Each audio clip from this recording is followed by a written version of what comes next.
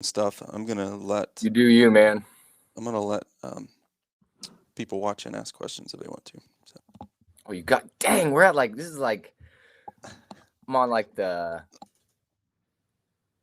you're trying to big think. time right now, yeah. Nah, And we're actually you're big live. tip. We're actually live right now. You ready to go? I'm I'm good. Let's do it. All right, welcome back, Better Everyday podcast listeners. I'm your host, Brad Weems. Today's guest is a four-time CrossFit Games athlete, owner of CrossFit 061, creator of the online workout program called Zeus Programming. He is the father to daughters Jada and Atlee, and husband to his wife Chelsea. Today's guest is Nick Uranker. What's up, Nick? Just living the dream, loving life. I was telling Nick a minute ago, I really appreciate him coming on here. No shirt today. It's going to help viewership.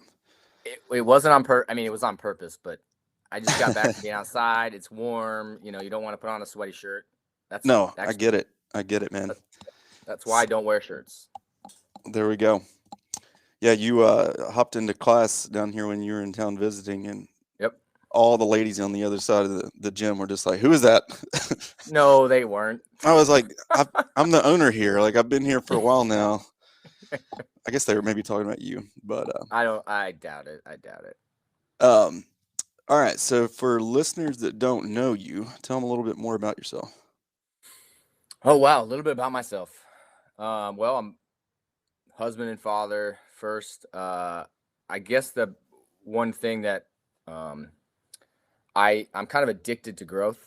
So I think having a growth mindset. I think always pushing yourself, and that started with athletics, and then it just transferred more. I think into the mindset through athletics, and then realizing that like this is a really powerful thing. So I'm somebody who's constantly trying to find ways to help other people to a fault.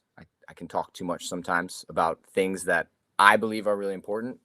And, as an athlete, I've competed in the CrossFit Games. I've uh, done a lot as far as inside of my community, created, programs outside of where I live because I started actually on two gyms, started there, realized there was kind of a bigger audience I could reach. And I love kind of chatting, catching up. So I don't know if that's a really good way of saying it, but the reality is like I'm kind of somebody who lives in the moment. So I get very caught up in what I'm doing, and I expect very little.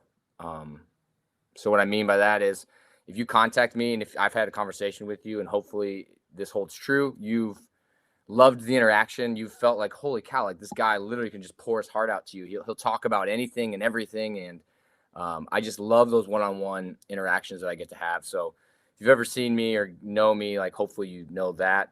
And I'm just addicted to improving. And it just happens to be in the sport of CrossFit that I've kind of settled. In what other ways do you want to improve on a daily basis? I I live, geez, I probably read about 200 to 300 books a year. And when I say read, I don't mean like read, I mean listen, like in my ears. So I have a lot of mentors, and I tell everybody I'll hold my phone up, and I'm like, my mentors they live inside of here. I've found every app you can possibly think of that's either free or cheap that gives you free information. Because I'm somebody who I love getting on podcasts. I love talking with individuals because I tell people a lot. The most free information that there is available is inside of other people. You just have to ask them. Hmm. So I'm constantly trying to learn and get other information. And again, it's through being online. It's through interests. It's for me. It's I love taking something that people value but don't talk about and understanding it more to bring it out so that it becomes comfortable. Example, like finances, exercise, eating, like things that like everyone acts like is taboo, hard, or scary, or intimidated. I love to make comfortable and inviting. It's that fear of judgment, I think. 100%. Yeah. No one's perfect, so why not benefit from each other No. and Yep. realize that we all have our faults or can improve. Yes. So let's talk about your fitness and athletic history growing up. Yep. So, man, I started athletics probably like a lot of people, like five maybe. I played t-ball. Grew up in Florida. Um, I think I was just kind of natural at athletics. And I guess natural is not the right word, because it's like saying a CrossFitter walking into the gym who's good is just lucky. And it's like, well, they have a background. So I think as a kid, I had a brother the same age as me. We played all the time. We're always outside doing stuff, kicking upside down onto our hands, doing flips. Nobody really teaching, just like seeing something and copying it. And as I got older, I realized I was fast, which is good for sports. Moved around a bunch, got to meet a lot of different people, started to excel in like track and football, kind of stuck with those sports.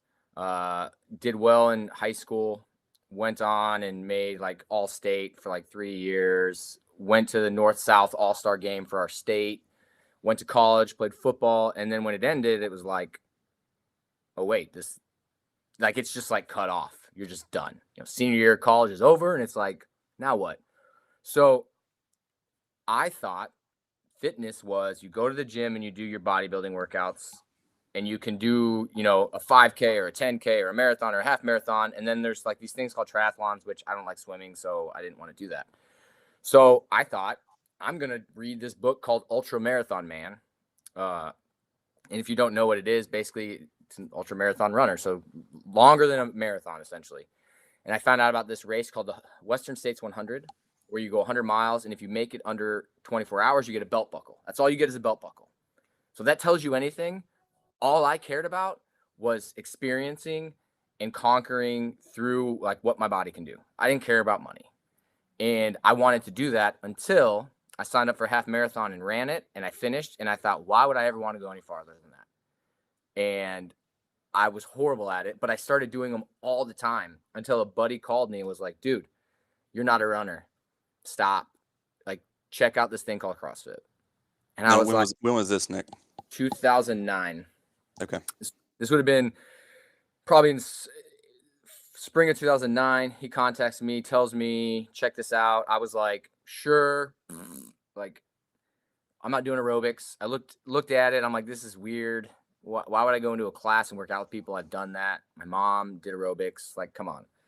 And he contacts me months later and was like, dude, did you check it out? And I was like, no, I didn't. And he said, I'm coming over to your house and I'm bringing over a video. And he said, I'm bringing over Every Second Counts, 2008 CrossFit Games.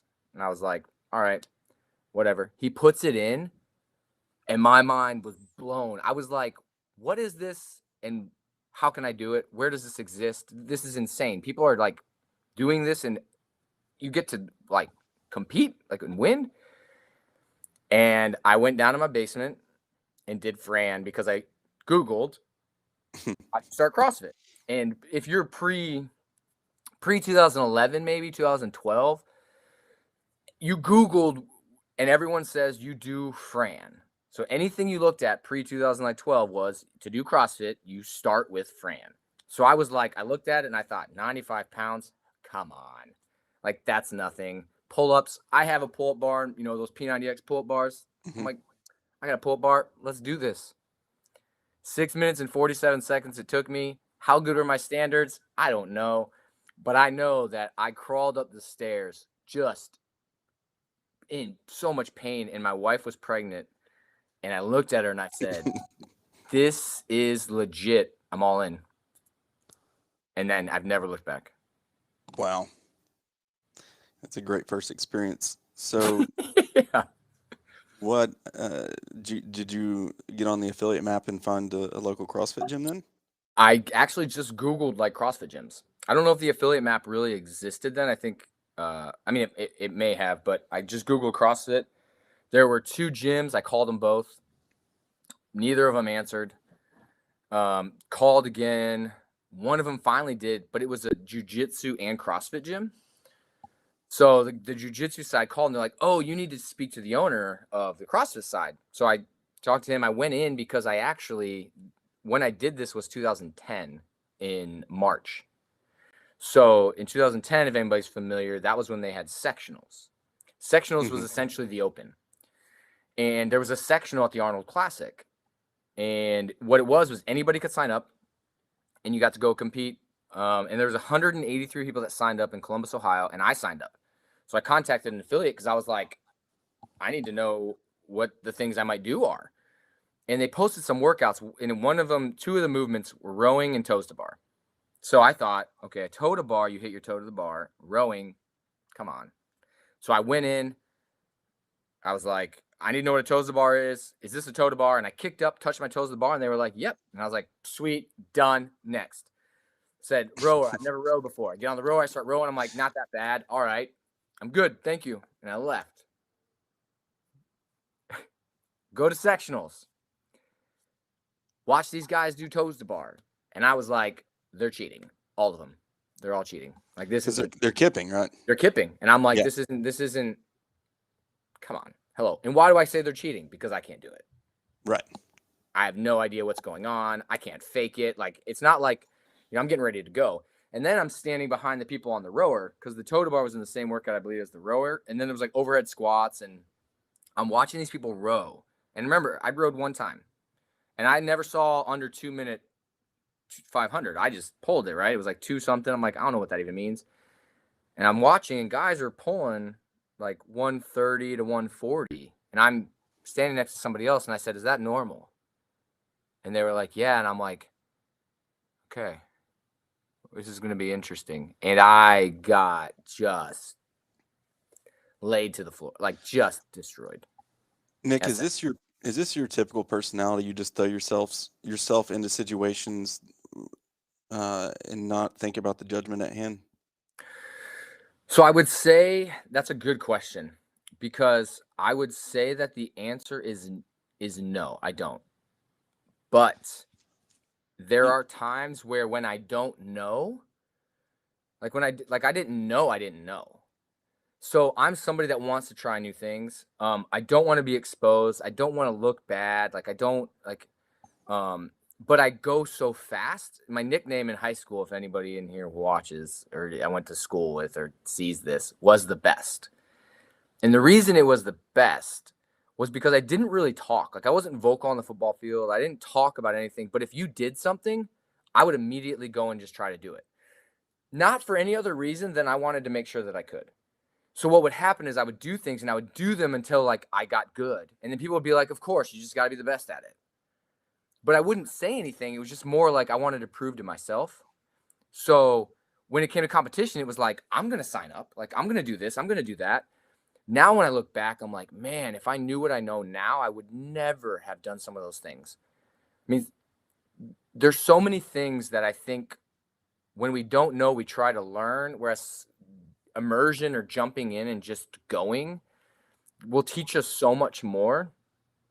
And yes, it might embarrass you. I mean, the most embarrassing moment I've ever had in my life was when I was 15. It's what got me into exercise. I got embarrassed because I'd never bench pressed before, and we had to bench in front of our entire varsity team, and it fell on top of me with 135 pounds. And they made a huge scene, pulled it off of me, and I felt like worthless. And I walked away saying, I'm never going to let that happen to me again. And same thing. I literally walked away from sectionals, and I was with my wife's dad, and he was sitting in the car, and we sat down in the car when it was over. And I looked at him and I said, I'm going to beat them all next year. I didn't say that to anybody there. And people might be like, what the heck? And it was like, no, it was that I understood I wanted it. And if I wanted it, well, I've got to beat them. And I've got a year. And I remember he just like kind of like shook his head like, well, that was really cool though. Those guys are really good like that. And he kept talking about all these other guys. And I'm like, I want you to say that I did good. Like, I want you to like I want to put in the work so that one day you can say like, hey, I'm proud of you. Like I didn't, like there's a lot of times like I don't think we get that in our lives. Like I'm kind of getting off a little bit, but one of the things that really pushed me was kind of like everybody. There's somebody out there who tells you that you can't, shouldn't, they wouldn't, you shouldn't, why, it doesn't make sense. You tell me all these different reasons, and we listen to those people. That I think for most of my life, people have always told me what I couldn't do, and those are the things that I do. And I realized at a young age that most of those people will come back and they will engulf themselves into what you've created and never actually really acknowledge that they were wrong. Yeah. And the one time that it ever happened was last year. And it actually took my fire away from wanting to compete. because for my entire life, my dad told me that I couldn't do so much stuff. And he finally apologized to me last year and told me he was wrong and that he can't believe what I've accomplished. And he's sorry that he ever told me that I couldn't.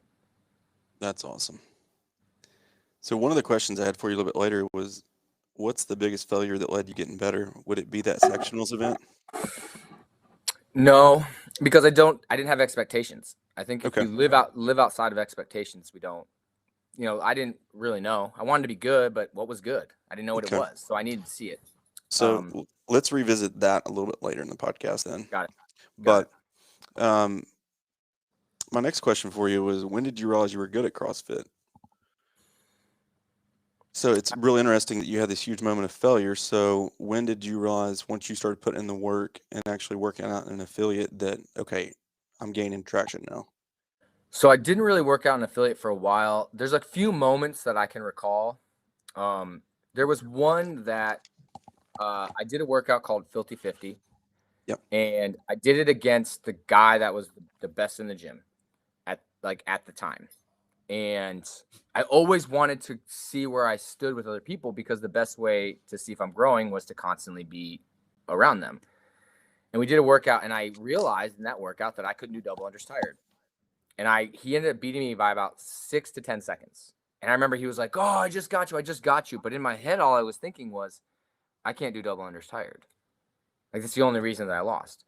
So I went quietly, worked my butt off on doing them fatigued. And then I asked him again if he would do that workout with me. And I beat him by over 3 minutes.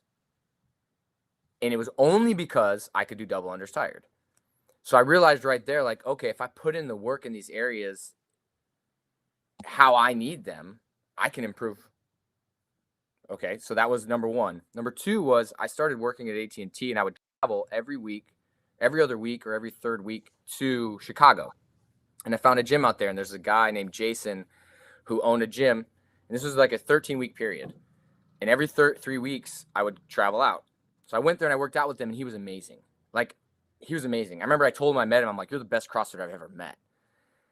But every third week I'd go there, and for the entire week he would work out with me because he's like, it's so cool to have somebody that's so passionate. And every third week I'd work out. And by the last week, I was beating him in all the workouts. And before I left, I said to him again, I was like, "Seriously, you're the best CrossFitter I've ever met." And he was like, "I think you're confused." He's like, "You're going to the games." And I was like, "What? No, like, you're so good." And he was like, "You've got a fire. Like, you're going. Like, there's more in you than you know." And I remember being like, "What?" And then about 3 months later, I went to a competition and I won. And I remember I got there and like all these guys were bigger than me. They looked fit. I'm like, "Oh, I'm going to get beat." And I won. And when I finished, the owner was like, "You're going to the games." And I was like, "What? How do these people know?" Like, I just wanted to get better. And the ultimate goal was the games. But I started having people tell me that, like, "Hey, I think this could happen for you." So I think it was that stuff where people who didn't know me were just saying stuff. And I saw the improvement by training with people constantly and trying to push past them. And then obviously meeting Jason, who was so good, and then essentially passing him over that time period, over that, 3 or 4 month period. Okay, so what was the timetable that you won that competition? You have these individuals telling you that you're going to make the games.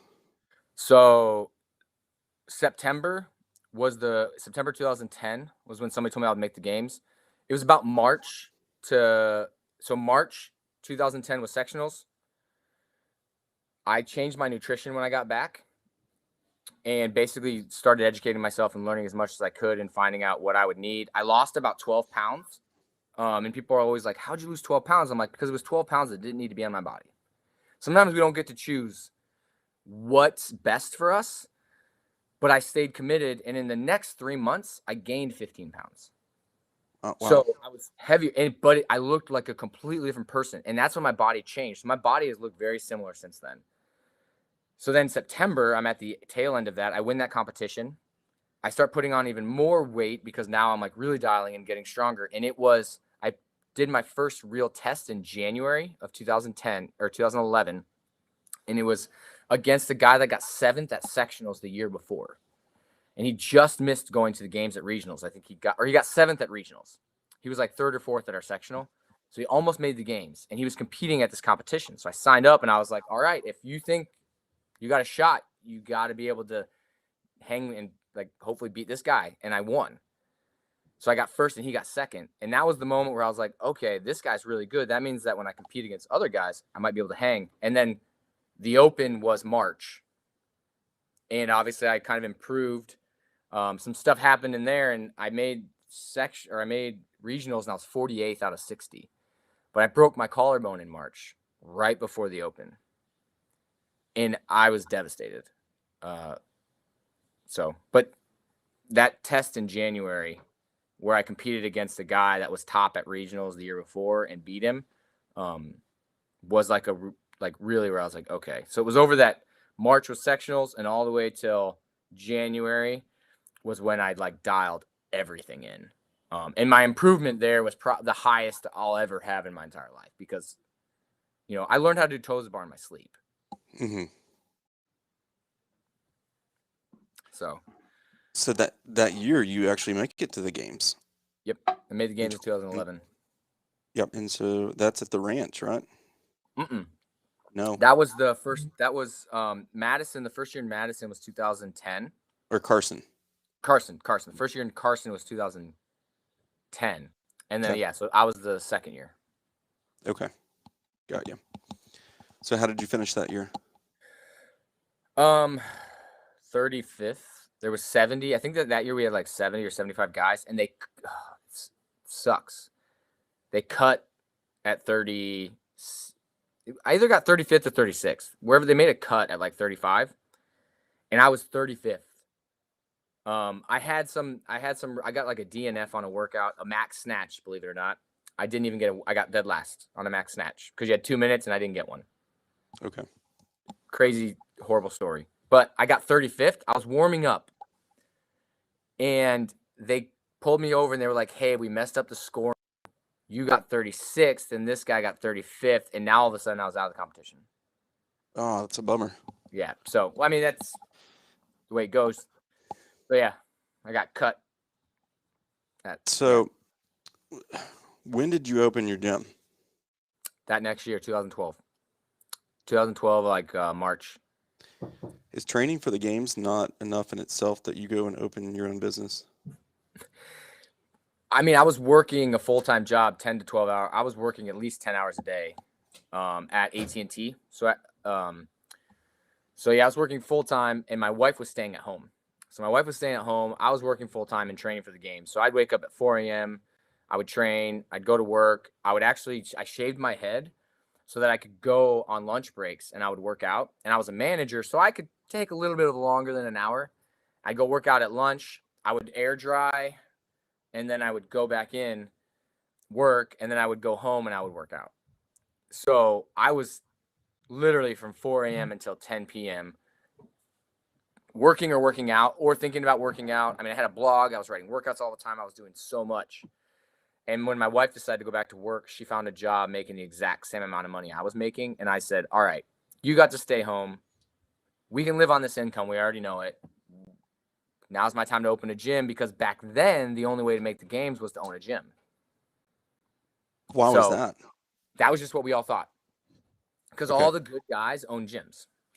So you're like, oh, well, this person owns a gym and he's at the games, and this person owns a gym and he's at the games, because there wasn't any money. Like 2010, the winner got $25,000. And I remember when they announced it, I was like, oh my gosh, like you can't make a living on that. And most likely you're not going to win. So it's not about the money. So you need to create revenue. You need to create money. And it allowed me to pursue this hobby, because that's really all that it was. Right. So you open the gym, and then you don't make the CrossFit Games the next 2 years. Next 3 years. The next 3 years.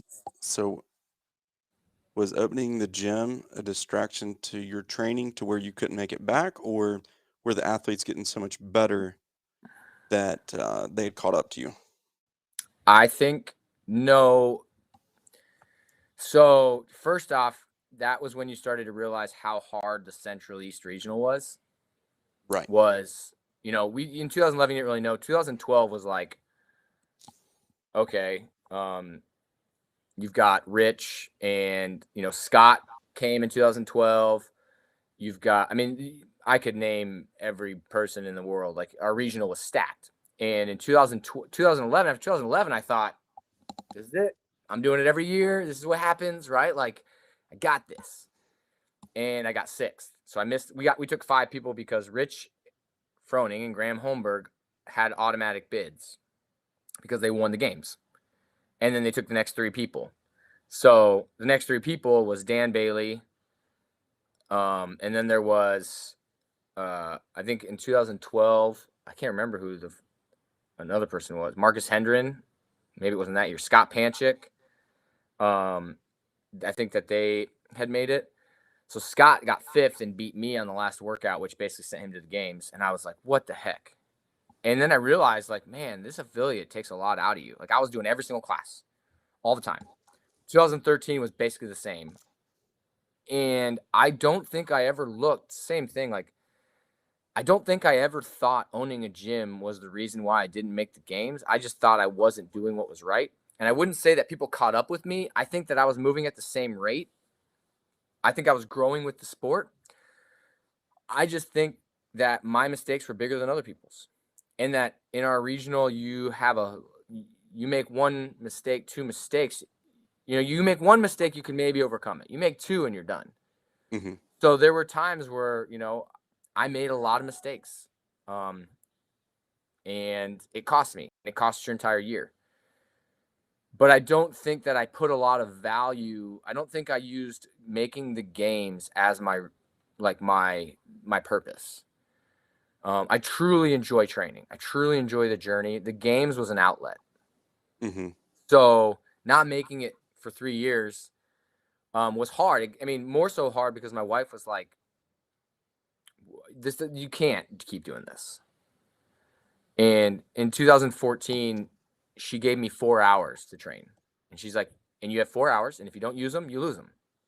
So I had to start maximizing my time. Do you have kids at this point? Yeah, I had a kid. My first kid was born when I found CrossFit. So she was born January 12th, 2010. So I found it I started doing it at the end of 2009. And I remember when she was born, I left to go home to go get some stuff. And I did a workout in the basement real quick, grabbed the stuff, and went back to the hospital. Wow.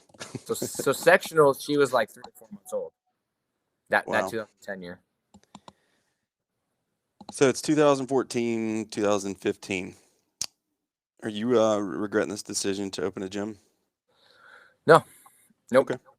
Yep. Nope. I don't think, because I still don't think I think it allowed me to train. Okay. Though I didn't realize how much energy that would take out of you. I don't regret. I don't have like regrets. I think every single thing takes you where you are. And if you didn't, like if I didn't open a gym, I probably wouldn't have made the games. I mean, it took a lot of commitment. I learned a lot. I know more about myself than what other people are going to know. I know more about other people. I feel like I lived so many lives by owning a gym and working with so many people and going through the things I've gone through and experimenting with businesses. And I mean, it's got me where I am right now. Yeah, the networking is priceless. Mm-hmm. Yeah. So you make it back to Carson in 2015. That's when CrossFit's at its peak. Mm-hmm.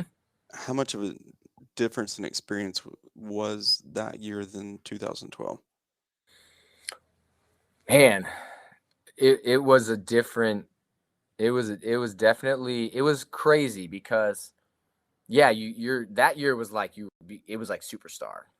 Mm-hmm.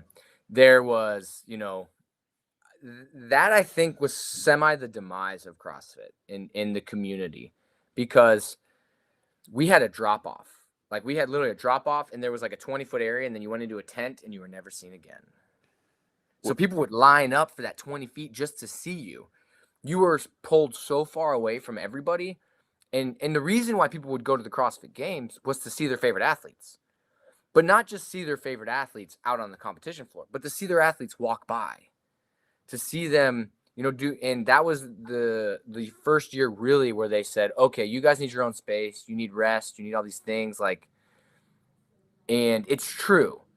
But the community in CrossFit is really like you're a part of it, right? We're all doing the same things. Like you can simulate all that we do. You can't go out and play a football game like the Green Bay Packers or like the Tampa Bay Buccaneers. You can't go out, you can fake put on, but you're not. But out there, you can be like, man, he just did this. I'm going to go and do the same thing. Like you just feel connected. And I think it Mm-hmm. lost that a little bit. It felt really cool. Like we were in a circle about 40 feet by 40 feet with 1,000 people around us just screaming, wanting our autographs. And they literally put us in there and we're just standing there and people are yelling your name and you're walking over and you're signing something and you're taking pictures and you're just going around this like corralled circle. It was so crazy. I remember that was the first time we did it. It was like, this is weird. You would like go in the middle until somebody yelled your name, then you'd walk out and you'd do stuff. You were saying you felt like that was the demise of CrossFit. Why do you feel that way? Well, I feel like that was the demise of, and I don't, demise is probably, but the connectedness you felt with the athletes. I mean, in 2000, in all the games previous, you had to walk through where the spectators were to go to the venue. Mm-hmm. I mean, at regionals, we sat in the bleachers, and you'd have people walk over and take pictures and do like you were connected. They separated that at regionals too, so like people would go to regionals because they'd get to meet their favorite athlete, and that stuff started to disappear. So would you rather be bothered when you need rest and trying to recover, or did you like being segregated from the fans? I think 100% like the having your time was amazing. I think that it wasn't designed initially that way. It was designed as a party. It was designed as a festival. It was designed as a hangout where athletes get to hang out with each other and all these, and then it's grown so much that obviously we're past that.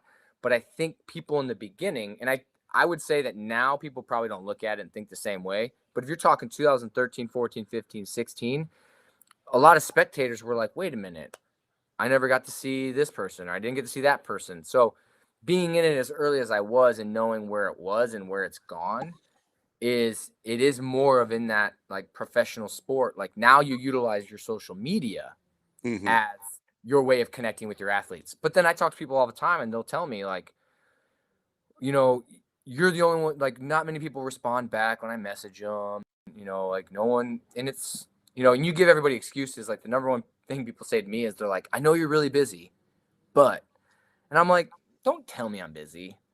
Like we all are busy. We all have stuff. If I don't respond, it's because I don't want to, I don't know how, or maybe I feel like there's an underlying motive, Yeah. So, Mm-hmm. and I think that it can be tough because that's our way of connecting with athletes. So I think if if athletes understood more about like, man, like one day these people aren't going to message you. One day they're not going to want to take a picture with you. One day they're not going to see you. I mean, one day I'm not going to get contacted to go on a podcast, right? Like you would respect it more. And I think like that perspective. Yeah. It's no different than you kind of lost your purpose or direction whenever you finish college sports. Yep. And, there's so many people that are missing out on engaging with people. And it's just always best to respect people's time. And, if they're wanting your time, give it to them if you have it available. Yep. I Um, think, yeah. um, you've been to the game so many times that we could sit here and talk about Oh, in jeez. in depth, your journey with each year. But I kind of want to start shooting off some questions from you, and maybe give the listeners some value in some of this stuff. So, Nick, you can pick one: a 20th place finish in 2018, or first place finish at 35 to 39. Which one's more meaningful? Oh, 20th. Yeah. Yeah. Okay. Why did you decide to leave competition in 2020? Well, 2021. Okay. 2020, I actually planned on competing individually and masters. So, but I didn't care about the open. So the open's the only thing that mattered once it all ended, and they cut off masters. I think the biggest reason was because I knew I had another year and I didn't know what that looked like. And I knew that I was getting close to, so I look at things in 5-year windows. And every 5 years I get to start a new life, business, like whatever, carry over, grow. And I knew that I was kind of in that window of well, maybe I should check out some other stuff. So I started diving into new things and found new passions and started getting really excited and had this fire over on this other side that I'm like, wow, I really want to like dive into that. So I did, and it stayed lit. And the fire of training has transitioned more over into like, okay, what if I do want to compete? How can I maintain this in a more realistic way of 60 minutes to 90 minutes a day, or not having to be scared of having 2 rest days in a row, like Mm-hmm. traveling? Like, how can I find this homeostasis of a life that is different than what I've had before, and start this new process? So that it allowed me to do it. And then as competition got closer, I was like, I don't think I'm going to compete this year. I don't want to do it an injustice and not give it my all and take a spot from somebody who really wants it. So I just decided, like, I want to pursue helping others a little bit more, be a little less selfish, because it's a very selfish sport. Gotcha. Who are the top 5 people in the fitness industry that you are either communicating with or working out with or you're watching that push you? Oh man. Give me only 5 though.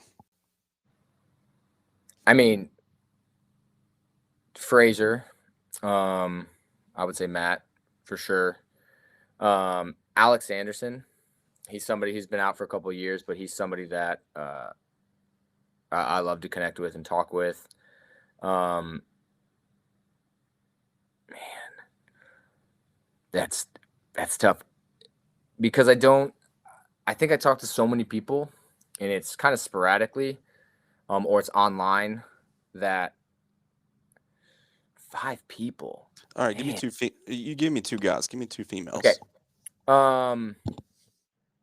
2 females, I would say, right, like Annie Thor's daughter is somebody, and Laura Gracis, who's actually on like Zeus Method, but she's somebody who has gone through a lot, owns a gym, and is somebody that I kind of feel semi like I respect what she's doing, trying to grow herself, and kind of feel like a mentor in a way. Cool. Who are some entrepreneurs that you're looking at for motivation? Oh man, that's Grant Cardone is somebody that I'd look at. I mean, even like Gary V. He's just a great, like, there's people online. Man, there's so many people. So I look more at like books, I would say. So I mean, the 10X Rule, which is a Grant Cardone book, I've probably listened to like 6 times. David Bach is he's a financial guy. He's got like the Automatic Millionaire, and he's got it's called the Latte Factor. That actually helped my wife a lot, really get into like, oh, I like this finance stuff. There's a podcast, these guys, it's called The Money Guys. They're fantastic. I think they're out of Colorado, or out west. And yeah, like, people, for me, it's people who are doing things that just seem crazy, Mm-hmm. because you've got to have a little crazy to be able to ignore all the noise. And to Exactly. see people that are doing things, I mean, like Tony Robbins, phenomenal. Dean Graziosi, Jenna Kutcher, I mean, even like Amy Porterfield. Like, there's people that are just like doing things where you look and you're like, man. And what it does is it sparks like, there's no way I could do that. And when I hear that, I'm like, there's no way I can do what I'm doing. Like, people look and they're like, oh, you're lucky. I'm like, when I hear that, I'm like, wait a minute. They would say the same thing. I can do it. Like, I can do what they're doing. Like, it just takes time. It takes a lot Yeah. of time. So I look at all those people, and they've got such great people that give. I love people that give. And a lot of times when you give, what ends up happening is people start telling you what they need, and then you create what they need. And then it's like, oh my gosh, like, wow, I can impact so many more people. And a lot of times they'll be like, I just want to support you. And they'll grab something, they'll buy something, they'll do something, for you. And you're like, wow, people are amazing. Yeah. 100%. All right. Tell us the truth about games director Dave Castro. Is he really the person he gets portrayed to be? I don't think you want me to talk about Dave. Can we keep it like, family friendly or no? Yeah, we can keep it family friendly. I mean, yeah, Dave is who he's portrayed as, in my opinion. Dave loves himself. And yeah, I mean, he said some stuff about me in the past that I told him he owes me an apology about, and he hasn't. He supports what he supports, and my wife said it best one time when he made a post about me, and she just said, like, way to support your athletes. Like, you're trying to be the face of something that and talking about people who are literally putting their life and blood into this thing that, like, so You I shouldn't just have favorites.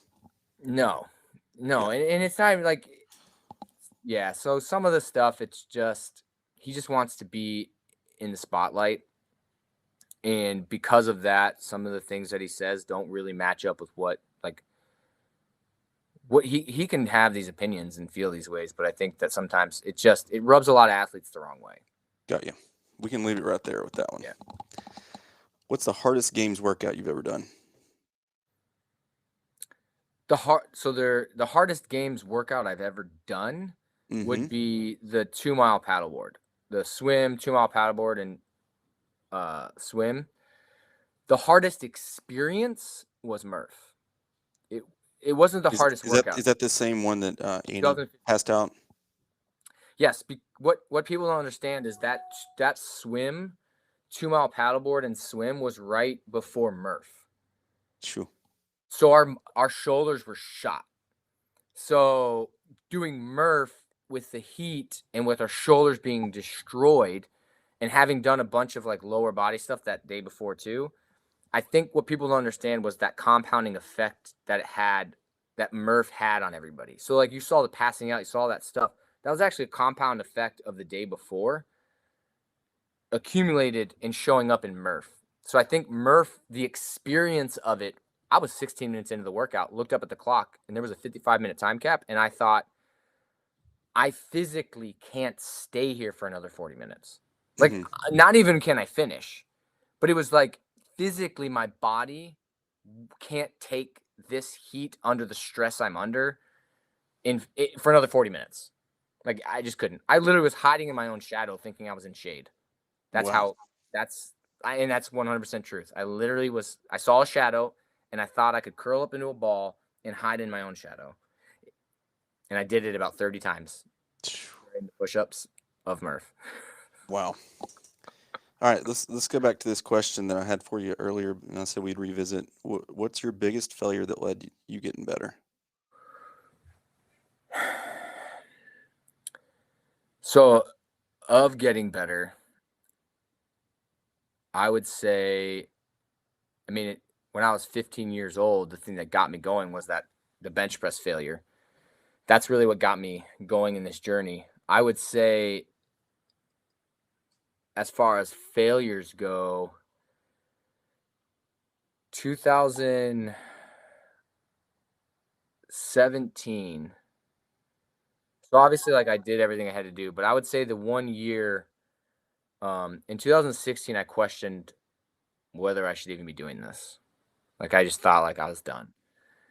And when I hurt my shoulder in 2017, and then I was told like I was taking steroids, I was faking it, I was all these different things. It really fired me up to basically be like, I'm gonna prove you, like, I'm going back. I'm going back individually. I'm going back. I'm doing this. And it lit a fire under me. So my improvement from 2017 went way up. So it might sound like, well, that's in the middle of your career. It was like, yeah, but that was the year where it was like, okay, I know what I have to do and I'm going to do it. That's awesome. All right, last question of the day. I ask this to all my guests.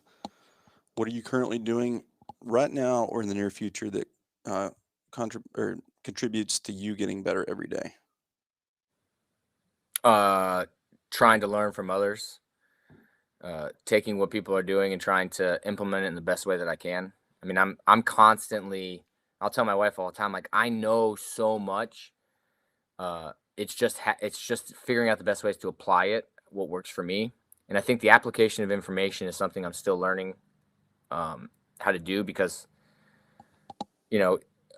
wisdom is what I'm kind of going for, and then figuring out how to apply and pass it on. So every day I'm just trying to learn from those who are doing things that I want to be able to do the way that I can do them best. Gotcha. I love your Instagram lives. You had one 2 days ago. Real good. Just hopping on the phone and just spitting out those knowledge bombs. So keep that up, please. Oh, I appreciate that. Thank you. Yeah, You don't man. really know who you're connecting with, or like if anybody's listening. Right.